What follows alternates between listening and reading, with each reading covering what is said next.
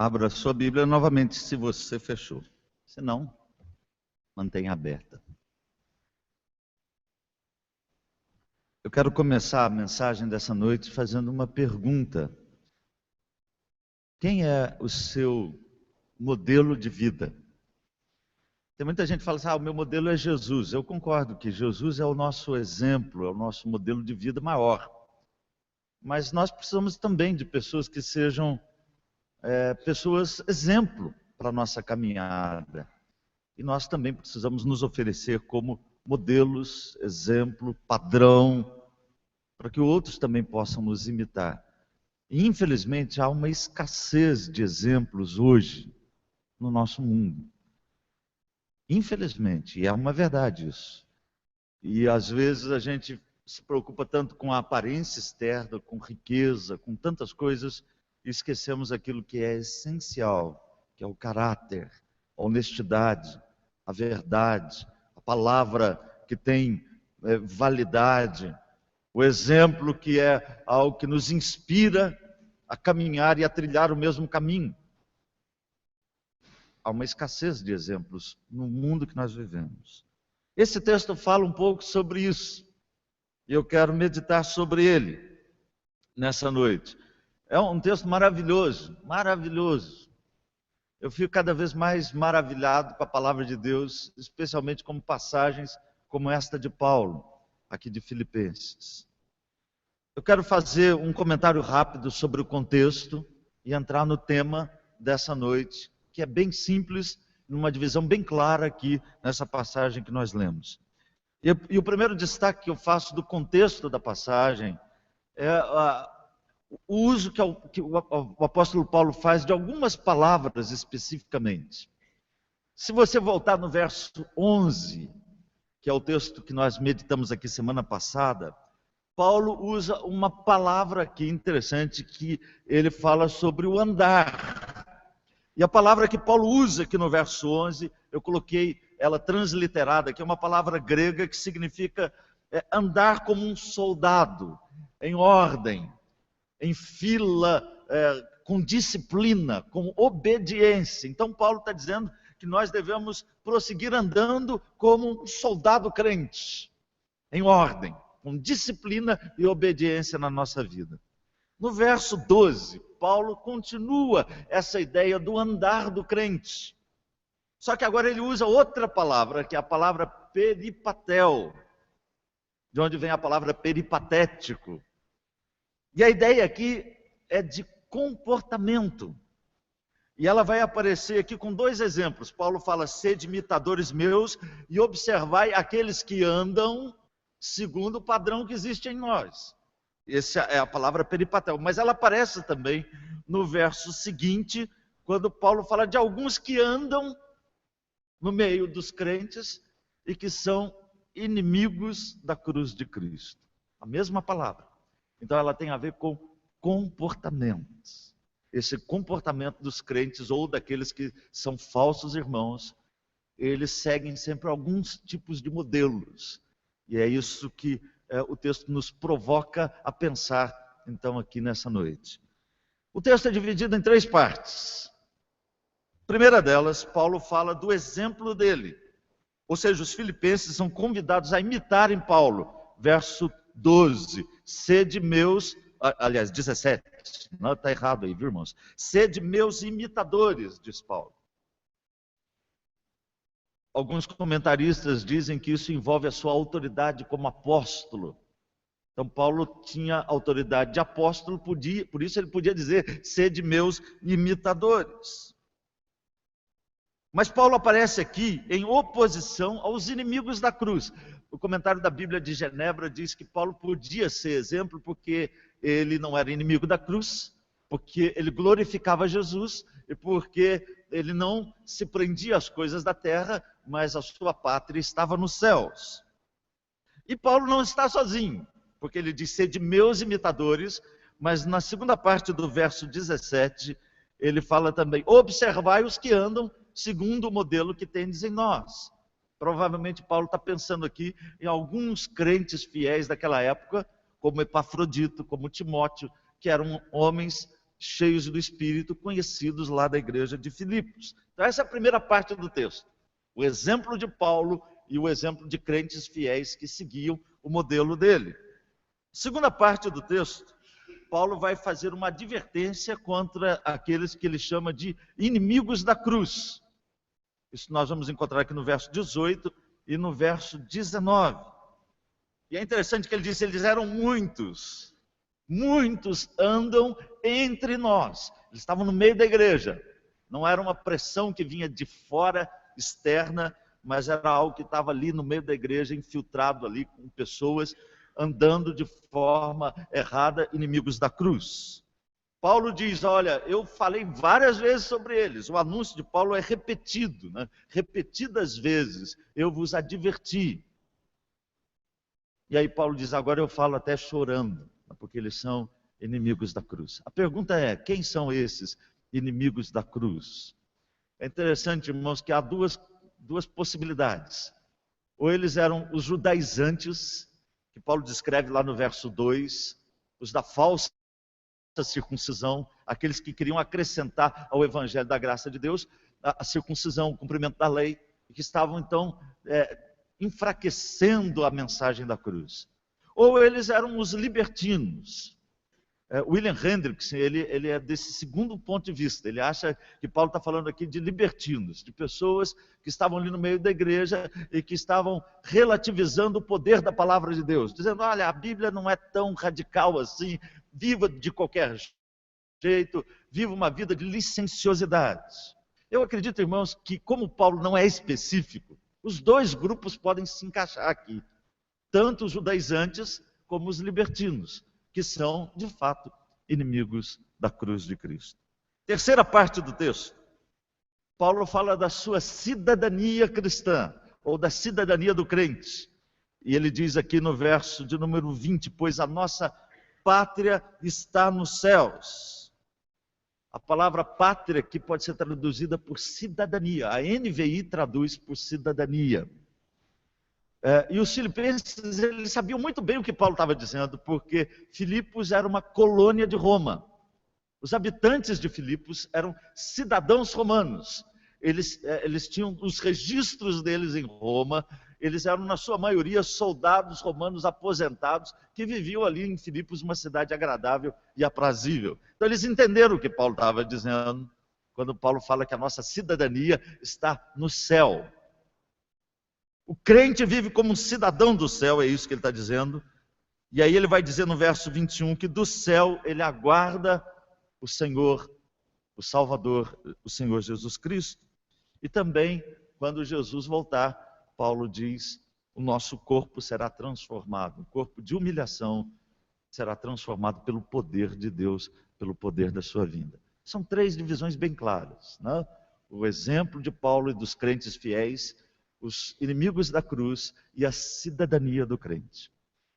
Eu creio que a grande lição desse texto é falar exatamente daquilo que eu introduzi a mensagem, sobre modelos, sobre o padrão do cristão. Quem são os nossos modelos?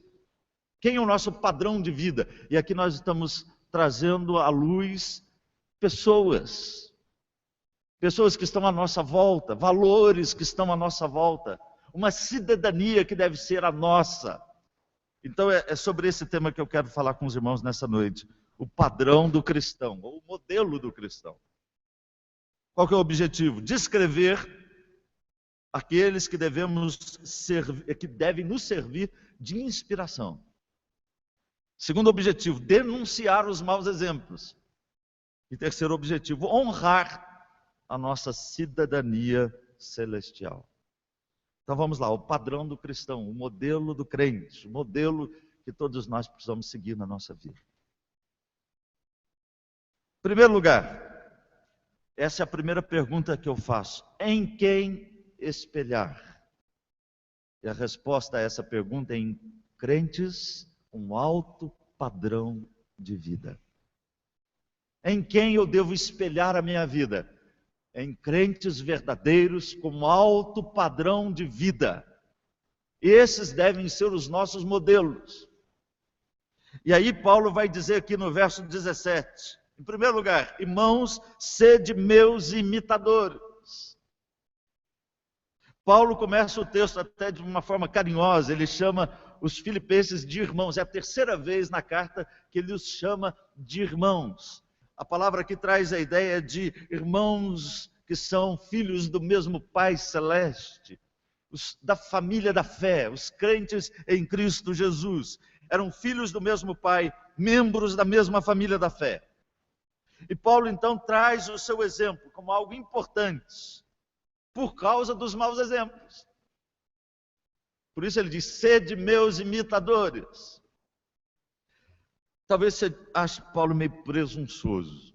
Como que ele pode se colocar assim, como um exemplo, dessa forma? William Hendrickson, no comentário dele, ele diz algo que eu achei importante passar para os irmãos. Ele diz que Paulo podia evocar o seu exemplo por 4 razões apresentadas na sua carta e na sua vida. A primeira razão é porque Paulo citou primeiro o exemplo de Jesus Cristo. Lembra lá do capítulo 2, verso 5? Tende em vós o mesmo sentimento que houve também em Cristo Jesus. Primeiro, Paulo falou de Jesus, do exemplo maior da nossa vida. E numa outra ocasião, Paulo chega a dizer, sede meus imitadores, como eu sou de Cristo. Então, Paulo podia evocar o seu exemplo, porque ele era, em primeiro lugar e sobretudo, alguém que imitava Jesus. Imitar Paulo era imitar a Cristo nas suas atitudes. Mas eu concordo também com John MacArthur, quando ele diz que Jesus não perseguia a perfeição, Jesus era perfeito. Paulo era um perseguidor da perfeição, como diz os versos anteriores. Então, Paulo, não que o exemplo o padrão vai ser mais baixo, mas Paulo é alguém de carne e osso, é alguém que está do nosso lado, é alguém que passou pelas lutas que nós passamos. Paulo é um ser humano pecador, caído. Ele chega a dizer que ele é o principal dos pecadores. Então, Paulo é um exemplo para nós, como era também para os crentes de Filipos. A segunda razão que William Hendrickson nos dá no seu livro, que oferece uma boa razão para sermos, ou para Paulo evocar o seu exemplo, é que ele não estava se colocando num pedestal, como se ele fosse perfeito. Porque no verso 12 ele diz, não que eu tenha chegado à perfeição, mas uma coisa faço, esquecendo das coisas que para trás ficam, avanço para as que diante de mim estão. Então Paulo já tinha dado o testemunho que ele não era perfeito. A terceira razão é que eles estavam cercados, os filipenses estavam cercados pela imoralidade e por cristãos nominais. Então eles precisavam de um modelo real e concreto, como o do apóstolo Paulo. E a quarta razão é que Paulo não estava sozinho. Ele não cita só o exemplo dele, mas de outros irmãos que andavam segundo o modelo dele como apóstolo.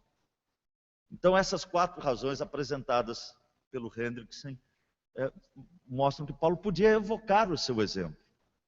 E Paulo continua sendo um exemplo para você e para mim hoje, de um crente verdadeiro, de alguém que abriu mão dos seus direitos por amor à obra de Deus, de alguém zeloso pelo Evangelho, de alguém que aprendeu a viver contente em toda e qualquer situação. Paulo é um exemplo de abnegação, de retidão, de caráter, de testemunho, de envolvimento com a pregação. Paulo é um exemplo para nós, de um crente. Mesmo que ele tenha partido um dia, está lá no céu com Jesus, a Bíblia diz que aqueles que morreram ainda falam, porque morreram em Cristo e estão vivos. Segundo lugar, a segunda parte do verso 17, o texto diz, observai os que andam segundo o modelo que vistes em nós. Um detalhe importante aqui, a palavra observar aqui é uma palavra que significa você deve fixar os olhos em alguém. É como se você estivesse caminhando na sua vida cristã. Antes ele havia usado a metáfora da corrida, agora ele está falando da caminhada do crente. Então ele fala, fixe os olhos em alguém. Alguém que sirva de inspiração para a sua caminhada. Um crente verdadeiro, fiel ao Senhor. Olhe para ele.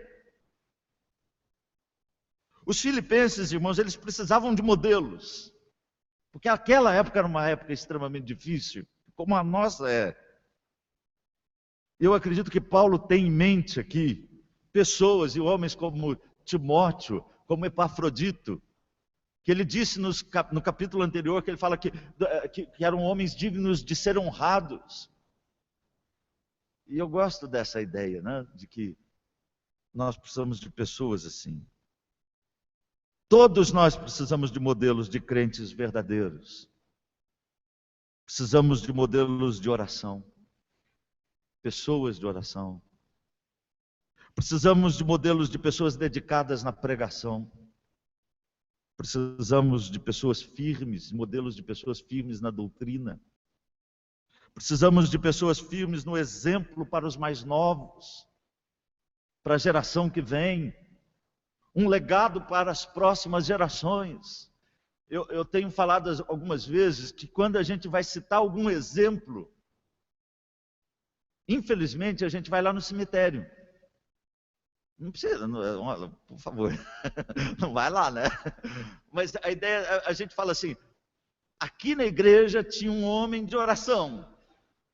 Cadê ele? Morreu.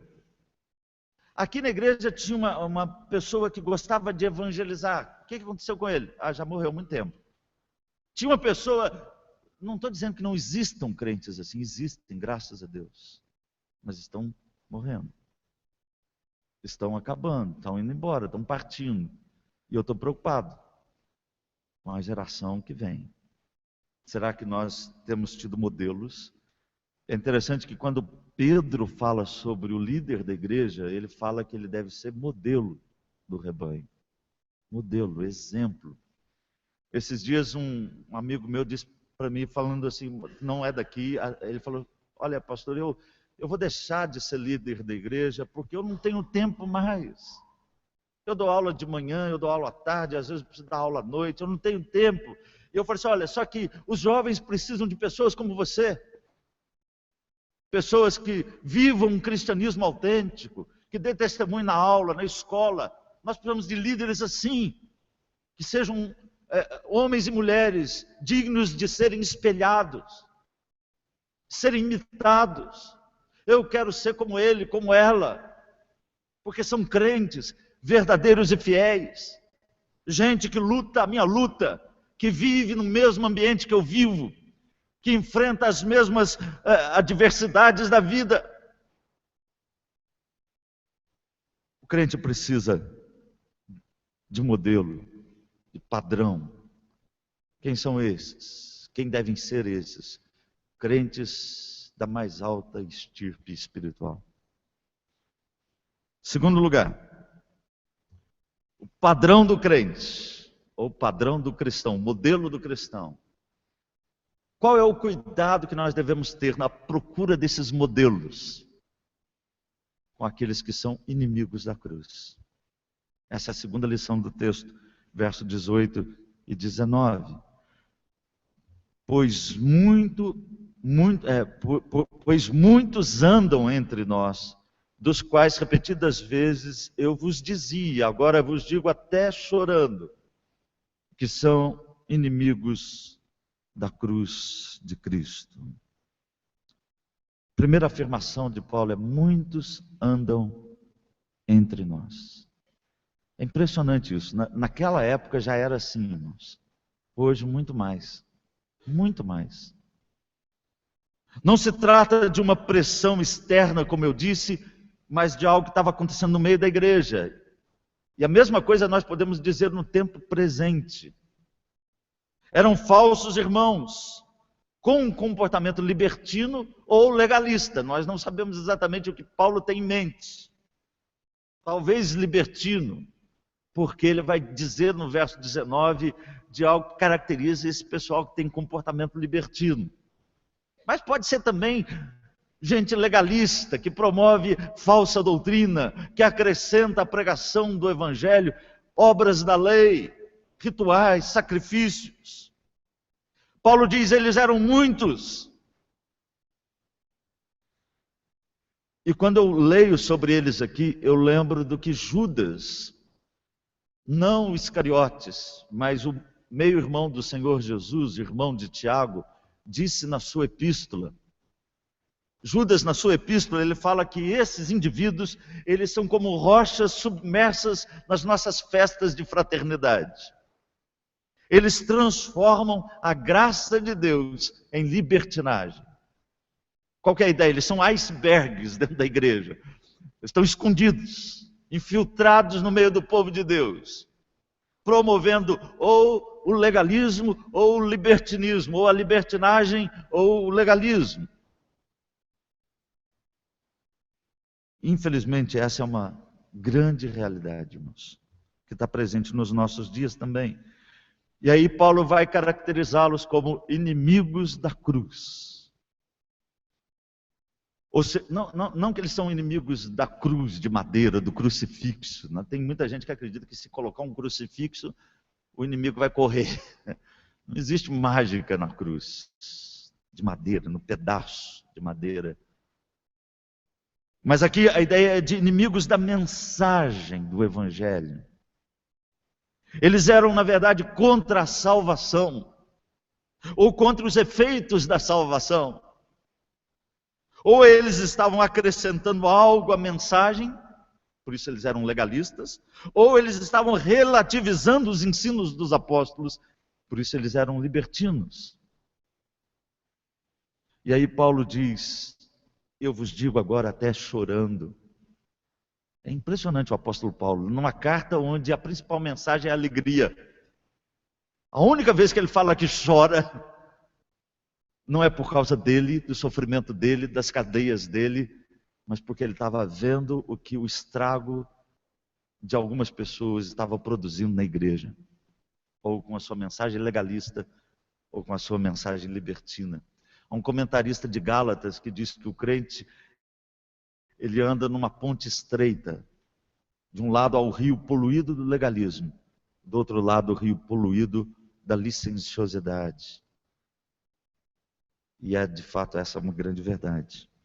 Terceiro lugar, Paulo faz 4 afirmações e caracteriza esses indivíduos. Verso 19. Eu acho impressionante o que ele diz aqui, irmãos. Em primeiro lugar, ele começa com o destino deles. Verso 19, ele diz: o destino deles é a perdição. 2 palavras. A palavra destino aqui não é um destino parcial, mas ela traz uma ideia escatológica, ou seja, é o destino final. Paulo está dizendo que o destino final dessas pessoas, desses inimigos da cruz, é o quê? Perdição. E perdição aqui é o castigo eterno de Deus. Não é aniquilamento, como alguns defendem, mas um castigo eterno, um banimento da presença de Deus. Esse é o destino de quem é inimigo da cruz. Segunda característica deles é que o Deus deles é o ventre, ou numa tradução, o estômago. E aqui então Hendrickson conclui que por isso Paulo está falando dos libertinos, porque aqui a ideia é algo que tem a ver com prazer, porque a palavra não só é usada para ventre ou estômago, mas ela é metaforicamente usada por todo tipo de prazer da carne. Mas também pode significar o próprio umbigo, ou seja, esses são aqueles que ficam olhando para si mesmos, que buscam a satisfação de si mesmos para si mesmos, são voltados para eles. O Deus deles são eles mesmos. Talvez isso pode ser o sentido aqui do texto. Terceira caracterização deles: a glória deles está na sua infâmia. Essa é uma frase impressionante, irmãos. A NVI traduz assim: eles têm orgulho do que é vergonhoso. Eu gostei mais dessa tradução. Eles têm orgulho do que é vergonhoso. E aí eu citei um texto de Paulo em Romanos 1, 28 a 32, quando Paulo fala de pessoas que são pessoas perversas. Vamos ler, vale a pena a gente ler esse texto, só para a gente ver que Paulo está falando de uma situação que dá bem semelhante aos dias que nós vivemos. Romanos 1, 28 a 32.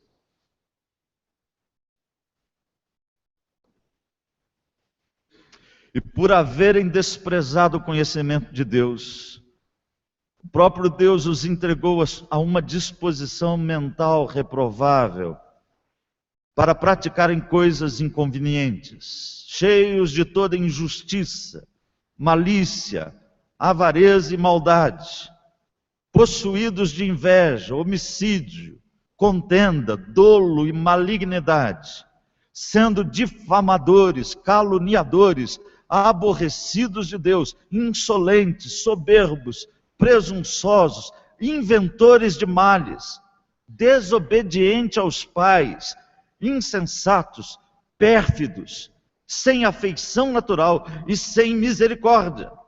Olha o verso 32. Ora, conhecendo eles a sentença de Deus, de que são passíveis de morte os que tais coisas praticam, não somente as fazem, mas também aprovam os que assim procedem. Coisa impressionante isso. É gente que se alegra, que se orgulha daquilo que é vergonhoso. Parece que é um retrato da nossa época isso aqui. Eu fico às vezes chocado e assustado com gente que às vezes posta vídeos em redes sociais de coisas absurdas e parece que está se alegrando com aquilo. Tem gente que faz maldade e filma para todo mundo se alegrar com aquilo. Tem gente que divulga o erro para que de alguma forma as pessoas possam curtir aquilo. Nós estamos invertendo, nós estamos chamando aquilo que é mal de bem e aquilo que é bem de mal. A glória deles está na sua infâmia. E aí Paulo conclui dizendo, eles só se preocupam com coisas terrenas. A teologia deles é de prosperidade material. O que eles pregam é cura, prazer e tão somente isso. São consumistas desenfreados, bebedores, glutões, buscam tão somente a satisfação do aqui, do agora e do momento da carne, do prazer da carne.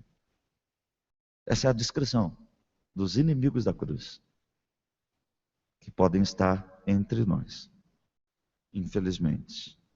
Terceiro e último lugar, o padrão do crente. Por que ter esse padrão? Por que escolher homens e mulheres tementes a Deus com alto padrão de vida cristã? Por que rejeitar esses que são inimigos da cruz? Porque a nossa cidadania está no céu. Porque nós somos cidadãos, não da terra, mas da nossa pátria celestial. Verso 20 e 21. Pois, olha como ele está relacionando. A nossa pátria está nos céus, de onde também aguardamos o Salvador, o Senhor Jesus Cristo, o qual transformará o nosso corpo de humilhação para ser igual ao corpo da sua glória, segundo a eficácia do poder que ele tem de até subordinar a si todas as coisas. Primeira afirmação de Paulo, a nossa pátria está no céu. Como eu já disse na introdução, a palavra pátria aqui, ela pode ser traduzida por cidadania. E os filipenses, eles entendiam bem essa linguagem, eles eram cidadãos romanos. Moravam lá em Filipos, mas estavam ligados a Roma. Na sua grande maioria, a cidade era habitada por pessoas assim. E aí Paulo usa essa linguagem que eles entendiam e compreendiam. E Paulo diz, o crente é cidadão do céu. Isso é fantástico, irmãos. Por quê? Os nossos registros estão lá. Lá tem um livro chamado Livro da Vida. Seu nome precisa estar lá. Porque você creu no Senhor Jesus como Salvador e Senhor. O seu comportamento, as suas vestes devem ser vestes de acordo com o padrão do céu. O seu comportamento deve ser um comportamento à luz dos valores do céu. Porque a sua cidadania está lá. Embora você seja um cidadão aqui da terra, vivendo na terra, com os valores que você tem, não se contaminando com falsos cristãos, o seu padrão de vida, o seu referencial é o céu. Aqui na terra você é embaixador. Todo crente é um embaixador de Deus aqui na terra. O escritor de Hebreus diz que nós não temos aqui uma cidade definitiva. Nós buscamos aquela cujo artífice e fabricador é o próprio Deus. Por isso que a Bíblia diz que Moisés trocou a glória do Egito, porque ele sabia, aguardava a cidade que tem fundamentos. O mesmo fez Abraão, Isaac e Jacó. O mesmo fizeram todos os heróis da fé do passado. Eles contemplavam o invisível, pois aguardavam e contemplavam a cidade do céu. Paulo diz que ela é a nossa mãe. Ela é a nossa mãe. A Jerusalém que está no céu é a nossa mãe. Interessante essa figura de Paulo. É lá a nossa procedência. É lá o nosso padrão. Por isso que a gente ora, que a tua vontade seja feita aqui na terra, como ela é feita no céu. Segundo lugar, falando sobre a cidadania, Paulo introduz um assunto muito importante. Ele diz: de onde aguardamos o Salvador? E aqui Paulo fala da esperança do cristão, o retorno de Cristo. Eu posso ter um padrão de vida à luz da cidadania celestial, porque de lá virá o Senhor, o Salvador, o Senhor Jesus Cristo. Ele está no céu, mas ele virá do céu. A Bíblia diz que um dia ele vai descer, ele virá ao encontro da sua igreja. E essa esperança, irmãos, ela oferece 3 verdades. Ela oferece motivação, segurança e responsabilidade. O fato de saber que Jesus está no céu e a sua cidadania está lá, e que um dia ele vai voltar, isso oferece motivação. Eu devo viver uma vida para a glória dele, porque ele não vai deixar desapercebida todas as obras que eu faço, ou passarem desapercebidas todas as obras que eu faço. Jesus, ele vai considerar cada ato, cada luta, cada dificuldade que eu tive ao viver uma cidadania do céu aqui na terra, porque ele vai voltar, e ele está lá no céu. Segundo lugar, segurança. Isso traz para mim o fato de que aquilo que eu faço no Senhor não é vão, como diz Paulo em 1 Coríntios capítulo 15. Quando ele fala da ressurreição, da glorificação, ele diz: portanto, sede abundantes, meus irmãos, na obra do Senhor, sabendo que no Senhor o vosso trabalho não é vão. Mas isso traz responsabilidade, porque o Senhor que me deu a cidadania vai pedir conta dos talentos que Ele colocou nas minhas mãos. E um dia Ele virá. Um dia Ele virá. De onde aguardamos o Salvador. E aí Paulo termina de forma gloriosa no verso 21, quando ele nos diz aqui o seguinte: o qual, na volta de Jesus, transformará o nosso corpo de humilhação, para ser igual ao corpo da sua glória, segundo a eficácia do poder que ele tem de até subordinar a si todas as coisas. Paulo termina com o corpo do crente, que para o grego era um absurdo isso aqui. Paulo estava soltando uma bomba no quartel-general da filosofia grega. Corpo é mal, corpo não ressuscita, diziam os gregos. Mas Paulo diz, quando Jesus voltar, e nós aguardamos isso, esse corpo manchado, maculado, esse corpo doído, sofrido, corruptível, será revestido da incorruptibilidade, será transformado. O corpo de humilhação, diz ele, será transformado. E teremos nós, no dia da volta de Jesus, um corpo parecido com o de Jesus, a semelhança dele, com aquele que ele mesmo teve após ressuscitado. Coisa extraordinária, irmãos. Essa é uma mensagem extraordinária. Tudo isso acontecerá, e Paulo termina assim dizendo, segundo a eficácia do poder que ele tem de até subordinar a si todas as coisas. Tem muita gente que fala assim, a ressurreição é algo impossível de acontecer. A questão não é ser possível ou ser impossível, a questão é, vai ou não vai acontecer? Porque possível é. Se você acredita em Deus, que Ele criou o universo do nada, que Ele mantém esse universo debaixo do seu controle, que desses bilhões e bilhões e bilhões de estrelas que existem nesse universo, Deus sabe o nome de cada uma. Se Deus mantém tudo isso debaixo do seu poder, ressuscitar e transformar o seu corpo não é nada para Ele.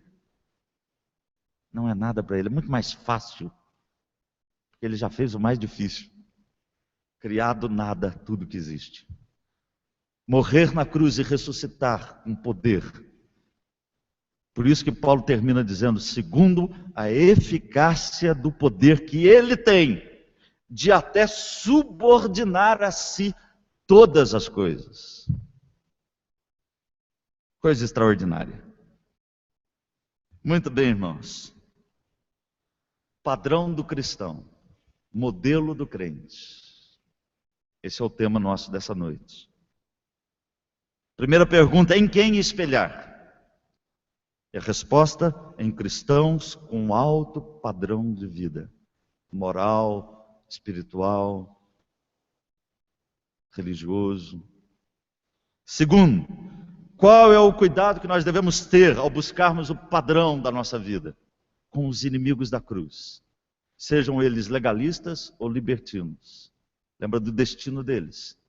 Quem é o Deus deles. Lembra do que eles se orgulham. E onde está a pátria deles. E qual a razão de nossa postura? Por quê buscar esse padrão? Porque a nossa cidadania é celeste e não terrena. Eu quero fazer algumas aplicações bem rápidas. Primeira, siga bons exemplos. Chico Buarque de Holanda falou para as mulheres se mirarem nas mulheres de Atenas, né? Não precisa, né? Não é Atenas aqui, é Filipos, né? E não são as mulheres de Atenas. O crente precisa de exemplos verdadeiros, não do mundo, que está cheio de exemplo podre. Gente bonita que aparece na televisão. Como um esses dias que apareceu e disse lá, eu declaro, e ele falou isso no casamento, para a esposa dele, eu declaro a você, minha querida, meu amor eterno. 6 meses depois estava separado, e era o 7º casamento dele. Esses são os modelos. Esses são os modelos. Siga bons exemplos. Segundo lugar, cuidado com aqueles que negam a mensagem da cruz. Cuidado, está cheio de gente pregando na televisão, às vezes entrando no nosso meio, negando a cruz de Cristo. Todo o evangelho que não exalta a mensagem da cruz, não é de Deus, é do diabo. Evangelho da prosperidade é do diabo, porque ofusca a cruz. Terceiro, exerça a sua cidadania celestial, vivendo uma vida diferenciada aqui na terra. E quarto, aguarde o Senhor Jesus. A palavra aguardar aqui, irmãos, é uma palavra bonita, traz a ideia de aguardar com ansiedade, com santa expectativa. Aguarde o Senhor Jesus e a ressurreição do seu corpo. Que Deus nos abençoe. Vamos encerrar o nosso culto. Vamos ficar em pé, vamos cantar mais um hino.